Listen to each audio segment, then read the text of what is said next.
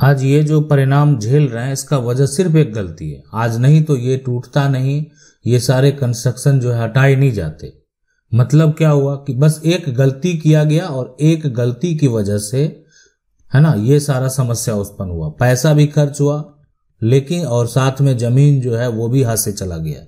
जो अन्य व्यक्ति हैं वो जमीन को एक तरह से बेच भी दिए और सामने वाला जो है वो एक तरह से कानूनी लड़ाई में केस भी जीत गया। और ये समस्या सबसे बड़ा समस्या है। और अभी तक ये समस्या जो कहेंगे अगर आप कि देखने को आपको नहीं मिलेगा, बिल्कुल अभी भी ये समस्या है। पहले के समय में ज्यादातर ये आपको देखने को मिला होगा और अभी भी हो सकता है आपके परिवार में आसपास में अगर देखेंगे तो ये जो समस्या है, ये समस्या आपको देखने को मिलेगा कि बना लिया है कागज, कटा लिया है जमीन का रसीद। यानी उनके पास जो ये जमीन है, उस जमीन का, है ना, उनके पास वो एक जुगाड़ करके कागजात बना लेते हैं और वो कागजात होता है जमीन का रसीद। बहुत लोग क्या करते हैं, ऐसे जो सामने वाले हैं वो पढ़े लिखे नहीं है, उनको जानकारी नहीं है, मजदूर वर्ग के लोग हैं, तो उनको जो है, उनको क्या किया जाता है, तो उनको एक तरह से एक रसीद जो है गलत तरीके से दिखा दिया गया है, कहीं देखें मेरे पास भी रसीद है, और उससे लड़ाई करते हैं, झगड़ा करते हैं। लेकिन उसके पहले अगर देखा जाए तो बहुत ऐसे लोग हैं जो इस तरह के जमीन को खरीदे हैं, और आपको पता है कि खरीद कैसे किए हैं, है ना, खरीदे हैं।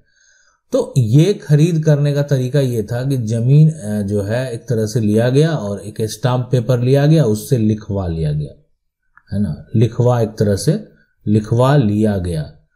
मैं आपको बता दूं ये तरीका तो कभी नहीं था, पहले भी नहीं था और आज भी नहीं है। पहले भी नियम थे, पहले भी कानून थे, और आज भी जो है नियम है और आज भी कानून है। अगर आप ये सोचते हैं कि इस तरह का डॉक्यूमेंट दिखाकर आप अपना दावा पेश करेंगे, तो ये डॉक्यूमेंट सरकार का जहां भी एक तरह से इंफॉर्मेशन दर्ज है, वो राजस्व का कार्यालय हो, यानी भू राजस्व जहां कलेक्ट होता है, जहां पर आप कर देते हैं, सरकार को टैक्स देते हैं, तो वो सरकार का अपना एक पॉलिसी है। लेकिन जो एक जमीन का रजिस्ट्रेशन है उसके एक अलग नियम है। अब दोनों में क्या अंतर है और दोनों में कानूनी तरीके से क्या नियम है। तो राजस्व का मतलब क्या होता है, इस जमीन का जो आप टैक्स देते हैं वो सरकार को देते हैं, वो सरकार, राज्य सरकार डिपेंड करता है कि राज्य सरकार कितना टैक्स लेगी आपसे। अगर आप जमीन खरीद करते हैं तो आपसे कितना टैक्स लेगी, या जो आप एक तरह से अगर बात करें कि जमीन का अगर किसी प्रकार का कोई रसीद कटाते हैं तो आपको कितना टैक्स देना होगा। तो ये बहुत लोग क्या करते हैं कि इसमें सारा बात मेंशन करवा लेते हैं, स्टाम्प पेपर पे पहले के समय में लिखवा लेते थे कि मैं ये खाता खेसरा से ये प्लॉट, इनको हम इतने पैसे लेकर, और साथ में पहले के जमाने में जो है एक तरह से लोग गाय भैंस भी लेते थे, गाय भैंस या घोड़ा जो भी हाथी, तो ये लेकर जो है हम जमीन उनको दे दिए। तो ये जो दस्तावेज लिखा गया और सिग्नेचर ले लिया गया, और आसपास के जो एक तरह से बड़े बुजुर्ग हैं जो कि आज इस दुनिया में है ही नहीं। मैं तो इस 1000 के स्टाम्प की बात कर रहा हूँ। बहुत लोगों का जो है ना 10 रुपये के स्टाम्प पे लिखा हुआ है, किन्हीं का 5 रुपये के स्टाम्प पे लिखा हुआ है। तो उसको लेकर आज जो है 50 साल बाद अगर ये सोच रहे हैं कि हम जो है एक दावा पेश कर लेंगे, तो वो गलत होगा। आप केस हार सकते हैं, आसानी से हार सकते हैं। अभी ये दस्तावेज जो है, ये दस्तावेज का कहीं कोई नकल निकलेगा? नहीं निकलेगा। इस तरह का दस्तावेज को आप साबित कर पाएंगे? नहीं कर पाएंगे। कैसे? इसलिए कि ये दस्तावेज जो है, यहां पर ये जो डॉक्यूमेंट है, इसमें तो आपने सरकार के साथ धोखा कर दिया।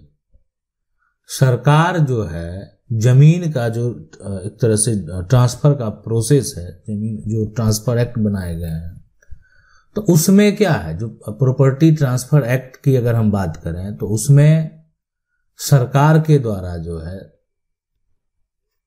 सरकार के द्वारा क्या किया जाता है, पैसा लिया जाता है, टैक्स लिया जाता है। वो टैक्स हो सकता है 10% हो, वो टैक्स हो सकता है 8% हो, वो टैक्स हो सकता है 5% हो, वो टैक्स हो सकता है 4% हो। अब राज्य सरकार, आप जिस राज्य से बिलोंग करते हैं, आपके राज्य में राज्य सरकार के क्या नियम है, क्या कानून है, वो उन पर डिपेंड करता है। लेकिन आप क्या किए, आप एक जमीन को खरीदते हैं, पैसा देते हैं, लेकिन एक स्टाम्प पर सिर्फ उसको लिखवाकर सिग्नेचर करके जमीन अपने कब्जे में ले लेते हैं। समय बीतता गया, जमीन की नीलामी प्रक्रिया शुरू हुई। मतलब कहने का मतलब यह हो सकता है कि जमीन की नीलामी का मतलब यह है कि जमीन को जो है अधिग्रहण किया गया। अब सरकार के द्वारा जो है, यहाँ पर सरकार के द्वारा मुआवजा देने की बात आई, तो जमीन के मालिक के जो उत्तराधिकारी हैं, बच्चे हैं, वो अपने कागजात लेकर जो है उसको साबित कर दिए कि जमीन हमारे नाम पर है, ये हमारी जमीन है। और दूसरा व्यक्ति अपना जो दस्तावेज लेकर जाता है, वो दस्तावेज कौन सा है? वो स्टाम्प पेपर है, जो कि 10 रुपये के स्टाम्प पेपर पर उनको जमीन एक लिखा हुआ है, ये जमीन हम इनको दे रहे हैं। तो ये जो सवाल उठता है, ये जो विवाद है, अब ये जमीन जो है ये तो हाथों से चला गया, पैसा किसको मिल गया? जो जिसके नाम से प्रॉपर्टी है। अब उसकी वो खतियानी प्रॉपर्टी है ना, उनका पुराना खतियान भी है, उनका नया खतियान भी है, लेकिन आपके पास जो है सिर्फ 10 रुपये के स्टाम्प पेपर पे वो जमीन लिखा हुआ। तो इसलिए जो डॉक्यूमेंट है वो रजिस्टर्ड होना चाहिए।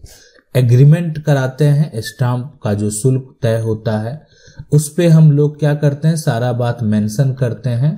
और उसकी वैलिडिटी क्या होती है पता है? उसमें उसको 100 साल के लिए वैलिड नहीं किया जाता, काफी कम समय के लिए उसको जो है एक तरह से उसकी वैलिडिटी होती है कि मैं ये सारा प्रोसेस का एक फाइनल डिसीजन यानी फाइनल प्रोसेस यानी फाइनल ट्रांसफर प्रॉपर्टी एक्ट के तहत हम रजिस्ट्रेशन करवाएंगे और उसके एवज में मैंने आपको इतना पैसा दिया, उसका एक प्रूफ जो है, सबूत जो है, और साथ में इस चेक के माध्यम से दिया या ट्रांसफर जो है करके मैंने पैसा दिया, और इतने कुछ पैसे कैश भी मेरे पास थे वो भी हम दिए, वो सारा बात इसमें जो है मेंशन रहता है। तो ये एक बीच का एक समझ सकते हैं शॉर्ट टर्म के लिए वैलिड है, और आप उसको 50 साल बाद निकाल रहे हैं और उसको वैलिड करार मान रहे हैं, तो वो सरासर गलत है।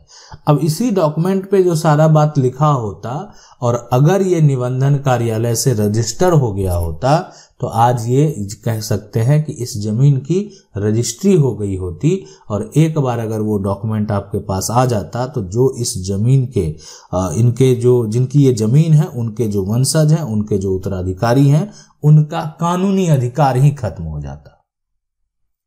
इसलिए कि अब उनको दोबारा वो प्रॉपर्टी को लिखने का कानूनी रूप से कोई अधिकार नहीं है। एक बार जो प्रॉपर्टी जो उनके पूर्वज के द्वारा बेचा गया है तो दोबारा उनको बेचने का कोई कानूनी अधिकार नहीं है। आशा करते हैं वीडियो अच्छा लगा होगा। वीडियो को लाइक जरूर कर दें। चैनल को पहली बार देख रहे हैं सब्सक्राइब करके जो बेल आइकन है उसको जरूर दबा लें। मिलते हैं अगले वीडियो में, तब तक के लिए जय हिंद।